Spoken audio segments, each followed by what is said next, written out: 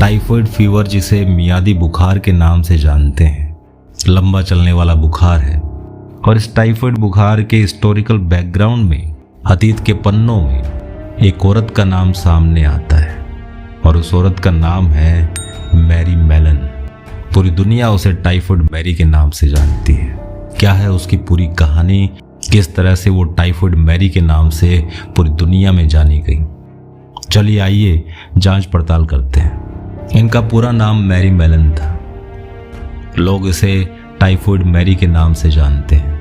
इनकी पैदाइश आयरलैंड में हुई 23 सितंबर 1869 को और इनकी मौत 11 नवंबर 1938 न्यूयॉर्क, अमेरिका में हुई।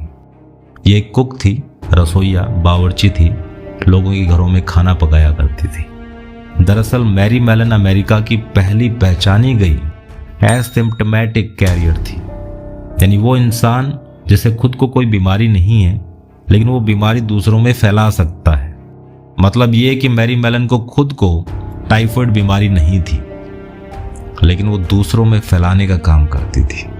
यहाँ एक बैक्टीरिया है साल्मोनेला टाइफी और यही बैक्टीरिया टाइफाइड फीवर के लिए जिम्मेदार है।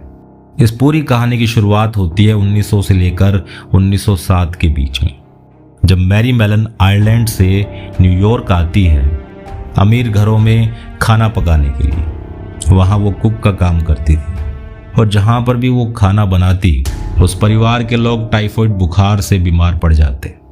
मामले की जांच पड़ताल करने के लिए 1907 में एक्सपर्ट को बुलाया गया जिनका नाम था जॉर्ज सोपर। उन्होंने देखा कि जिन घरों में मैरी काम करती थी उनमें टाइफाइड के केस बार बार हो रहे थे। सोपर ने मैरी से जांच के सैंपल मांगे लेकिन उसने इनकार कर दिया। आखिरकार पुलिस और स्वास्थ्य अधिकारी उसे पकड़कर जांच के लिए ले गए।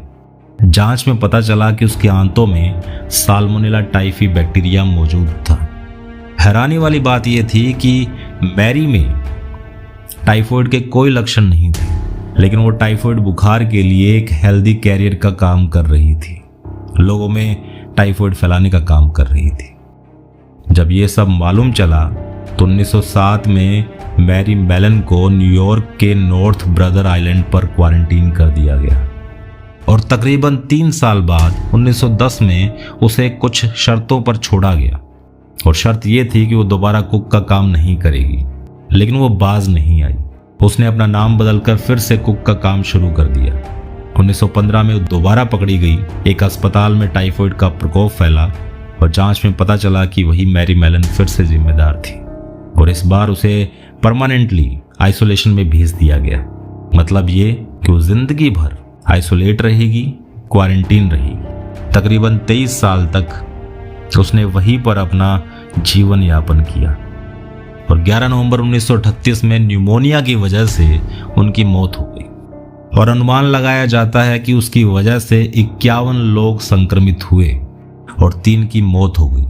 और इसी वजह से मैरी मेलन को टाइफाइड मैरी के नाम से जानते हैं। तो ये पूरी कहानी थी टाइफाइड मैरी की। एनसीईआरटी बायोलॉजी में टाइफाइड मैरी के बारे में एक शॉर्ट डिस्क्रिप्शन डाला गया है जहां टाइफाइड फीवर के बारे में जिक्र किया गया है।